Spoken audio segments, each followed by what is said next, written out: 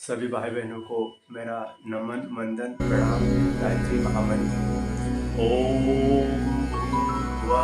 स्वाहा सवितुर्वरेण्यं भर्गो देवस्य धीमहि धियो यो नः प्रचोदयात्। ओम ब्रह्मा विष्णु देवो महेश्वरो साक्षात् परब्रह्म अखंडमंडलाकारं व्याप्तं येन चराचरं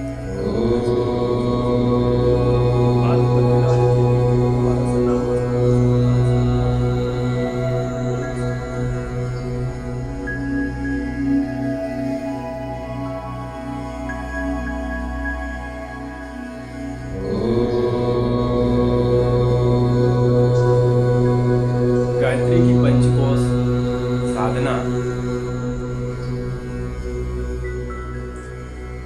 हमारे शरीर के 5 परखोटे 5 आवरण की साधना से तत्काल लाभ मिलने लग जाता है। व्यक्ति अनुभव करने लग जाए साधना से तत्कालिक लाभ। गायत्री पंचकोश में एक कोश की साधना, पहले साधना अन्नमय की। अन्नमय से व्यक्ति को लगने लगेगा कि उसका शरीर हल्का हल्का जो स्फूर्ति अनुभव होने लगे। एक कोश की साधना करने से व्यक्ति को आगे बढ़ने की रुचि बढ़ने लग जाती है। जनक जगे तन्मयता, तत्परता, दिलचस्पी और रुचि बढ़ने लगती है। कारण कि व्यक्ति को अज्ञानता दूर होने लगती है। जिस अज्ञानता के कारण व्यक्ति नाना प्रकार की बीमारियों से, आशंकाओं से, भय से व्यक्ति भयभीत होता रहता है। यह उसकी आशंका, भय, भयभीत ये धीरे धीरे उसको छूटने लगता है। यह हमारी काया के 5 आवरण, चेतना के 5 आवरण, ये आवरण धीरे धीरे हटने से हमारे मन अंतर्करण में निर्मलता आने लगती है, पवित्रता आने लगती है, शुद्धता आने लगती है, विचार शुद्ध होने लगते हैं, सन्मार्ग की प्रणाली। ये देवी शक्ति अनुग्रह कहो या हमारे शरीर के अंदर पहले से ही विद्यमान ईश्वर ने देवी शक्तियों का असीम भंडार हमारे 5 कोशों में पर कोठों में बंद करके रखा हो। प्रत्येक व्यक्ति अपने मेहनत से, परिश्रम से, यदि व्यक्ति आस्तिक हो या नास्तिक हो, भाव संवेदना से भाव विभोर होकर श्रद्धा और निष्ठा यदि उसकी अटूट होगी तो स्वाभाविक उसको शारीरिक और मानसिक लाभ मिल ही जाएगा और आगे उसको आत्मिक उन्नति भी होने लगेगी। मैं क्या हूँ उसका भान होने लगेगा। मैं शरीर नहीं, मैं आत्मा, ये उसको अनुभव होने लगेगा। पंचकोश में पहले अन्नमय कोश की साधना से ही व्यक्ति को अनुभूति होने लगती है। शरीर हल्का फुल्का मस्त होने लगता है। जैसे चेतना के 5 आवरण और 5 आवरण को ही 5 आयाम की संज्ञा दी गई। 5 आयाम अर्थात हमारी चेतना 3 आयाम तक तो बोध है हमें चेतना का, किंतु 4था और 5वां का हमें याद नहीं। आयाम आइंस्टीन का सिद्धांत, महान वैज्ञानिक आइंस्टीन 4थे आयाम के ऊपर अपना प्रकाश डाला, रिसर्च कर हमें बताने का प्रयत्न किया। 4था आयाम अर्थात विज्ञानमय कोश, हमारा 5 कोश 5 आयाम के बारे में मैं थोड़ा प्रकाश डालने का प्रयत्न करूंगा। जैसे बाल है, बाल की लंबाई रहती, उसकी ऊंचाई और चौड़ाई उसको नापा नहीं जाता। लकीर पेन से भी लकीर खींची जाएगी कागज पे, उसका एक ही आयाम, ये हमें बोध है। उसका कागज का लंबाई और चौड़ाई ऊंचाई ज्ञात नहीं हो सकती, क्योंकि कागज पतला रहता, हल्का रहता। लंबाई और चौड़ाई कागज के 2 आयाम, एक संदूक पेटी लो या मकान लो, कमरा लो, तो उसकी भी लंबाई चौड़ाई ऊंचाई, ये तीनों आयाम का ही उसको बोध होता है।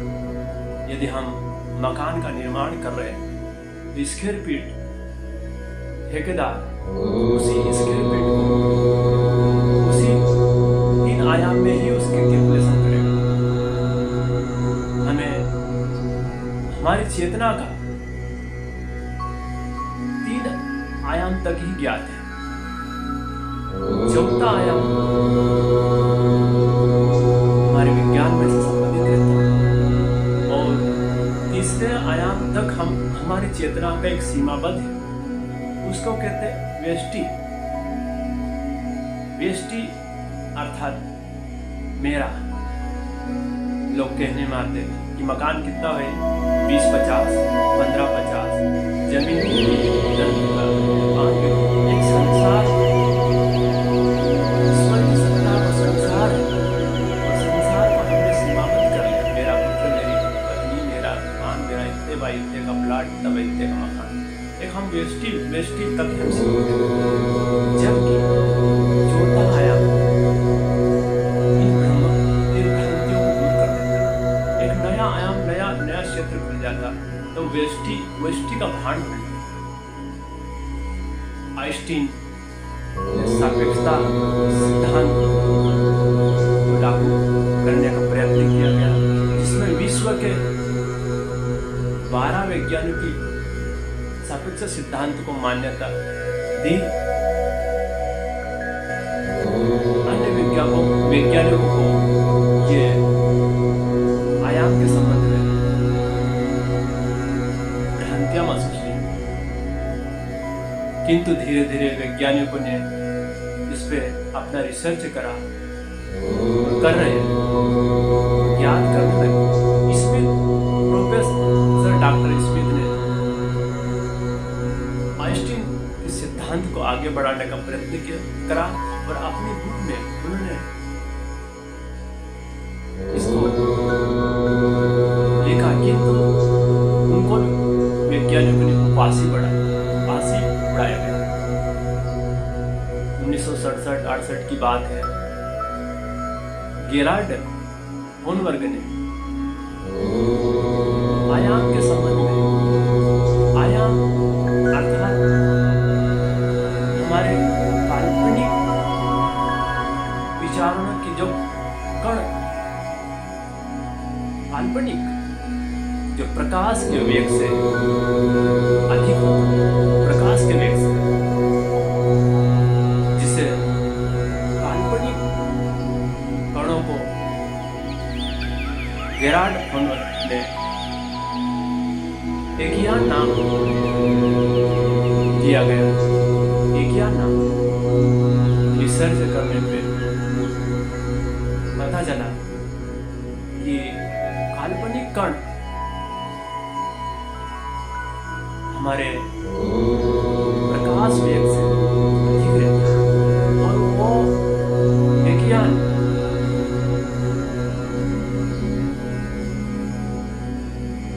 हमारा सिद्धांतों के अनुरूप एक प्रॉपर शून्यता में रहता है। समय काल की गति से आगे की कल्पना करता रहता है, वो भविष्य को गढ़ता रहता है। आइंस्टीन ने बताने का प्रयत्न करा कि व्यक्ति चौथा आयाम का बोध होने पे व्यक्ति वर्तमान समय को पीछे कर सकता है। टाइम की गति को, काल को पीछे कर देता। जिस व्यक्ति को चौथा आयाम का ज्ञात हो जाता, वह व्यक्ति वर्तमान समय को पीछे और भविष्य में जीता। और जिस व्यक्ति को तृतीय आयाम तक ही व्यक्ति ज्ञात रहता, वह व्यक्ति भूत में ज्यादा रहता, वर्तमान को भी खराब करता रहता। और जिस व्यक्ति को चौथा आयाम का बोध हो जाता, अर्थात विज्ञानमय कोश की साधना कर लेता व्यक्ति चौथा आयाम में प्रवेश कर जाता। चौथा आयाम यह हमारी चेतना के 5 परकोटे में 3 परकोटे अन्नमय, प्राणमय और मनोमय। यहाँ तक तो कुछ लोग को समझ पड़ती, किंतु विज्ञानमय एक सूक्ष्म दर्शिता, एक अतीन्द्रिय क्षमताओं का जागरण होता और ईश्वर से तादात्म्यता स्थापित हो जाती। व्यक्ति भविष्य के बारे में अतीन्द्रिय क्षमताओं को जागरण कर लेता। पंचकोशी साधना जड़ और चेतन, जड़ में जो चेतनता विद्यमान रहती उनसे संपर्क स्थापित कर शक्तियों का स्रोत जागृत होने लगता है। गायत्री की पंचकोशी साधना शारीरिक, मानसिक, आत्मिक उन्नति दिलाती। व्यक्ति निरोगी रहेगा, चेयरफुल रहेगा। ये साधना गुरुदेव ने वांग्मय साधना पद्धति का ज्ञान और विज्ञान वांग नंबर 4 में बताने का प्रयत्न किया गया। वांग्मय नंबर 13 गायत्री की पंचकोशी साधना।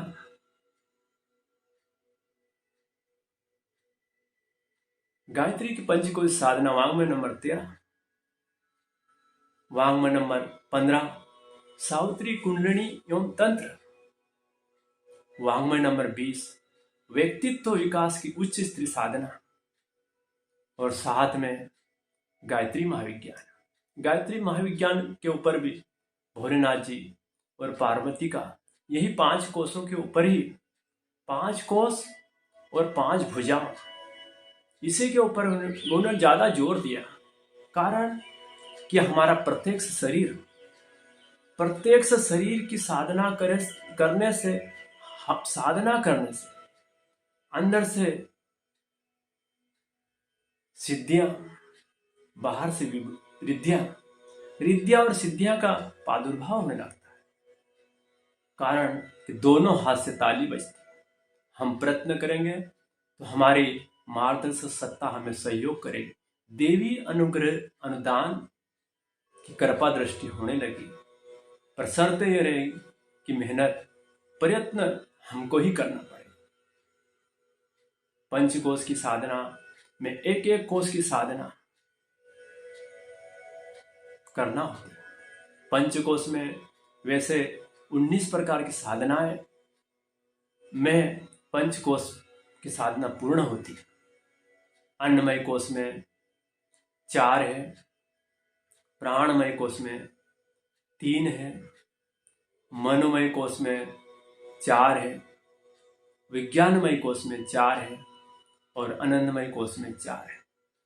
इस प्रकार से 19 अन्नमय कोश में, अन्नमय कोश में आसन, उपास, तत्व शुद्धि और तपस्या। प्राणमय में प्राणायाम, बंध और मुद्रा। मनोमय में जप, ध्यान, त्राटक, तन्मात्रा। विज्ञानमय में सोहम, स्वर, आत्मा अनुभूति, ग्रंथि भेद। आनंदमय में नान, बिंदु, कला और तुल्य। यह इस प्रकार 19 प्रकार की साधनाएं हो, साधना 19 प्रकार की, तभी जाके हमारी पंचकोश की साधना पूर्ण होती। आनंदमय कोश तक पहुंचने के लिए 19 प्रकार की साधना, ये है नहीं, इसके भी भाग है। अन्नमय कोश में आसन 4 भाग है, 4 भाग में आसन। आसन में से बताया कि 84 प्रकार के आसन, किंतु गुरुदेव ने समय अभाव कारण 1 से 16 की मात्रा तक प्रज्ञा योगासन, ये खड़े होकर करने वाला, और उसमें भी कुछ आसन जो महत्वपूर्ण है, स्वर्गासन, बद्ध पद्मासन, सर्पासन, पादहस्तासन, धनुरासन, उत्काटासन, पश्चिमोत्तासन, ये मयूरासन, ये आदि कुछ आसन अलग से जोड़े गए जो हमारे अंग और अवयव को प्रभावित करते हैं। बैठ के करने वाले व्यायाम में पवन मुक्तासन और लेट के करने वाले में शवासन। ये आसन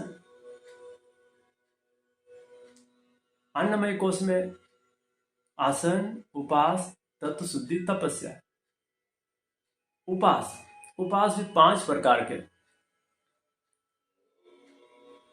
पाचक, शोधक, आनक, सामक और पावक।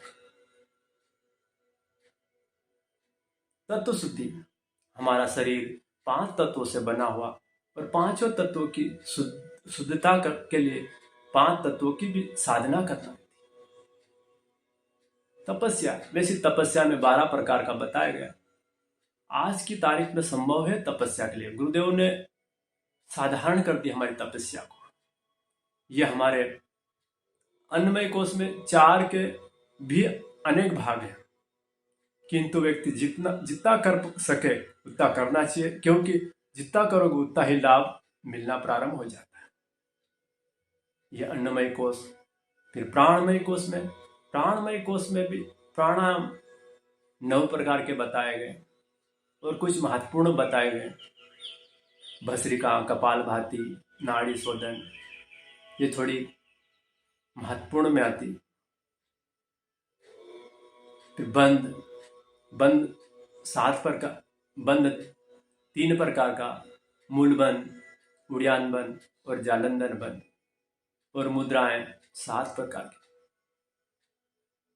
इस प्रकार हमारे पंचकोशी साधना के लिए एक एक सीढ़ी चढ़ना पड़ेगी, और एक एक सीढ़ी चढ़ने से हमारा चतुर्थ आयाम का बोध होने लगेगा।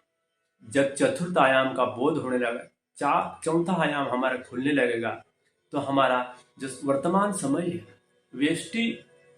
वेष्टि वाला समष्टि में परिवर्तन होने लगेगा। मेरापन, संसार मेरा होने लगेगा। वेष्टि से समष्टि, लघु से महान में, नर से नारायण में परिवर्तन की प्रक्रिया चल पड़ेगी। पंचकोशी साधना गुरुदेव के सिद्धांत के अनुरूप सरल साधना है, क्योंकि महत्वपूर्ण कार्य के लिए थोड़ा बहुत तो मेहनत करना ही रहती। पंचकोश साधना हर नर नारी, वृद्ध, बालक एक राजयोग की साधना है, अष्टांग योग की साधना है, और साधना से परिणाम जरूर मिलता। ओम शांति शांति शांति।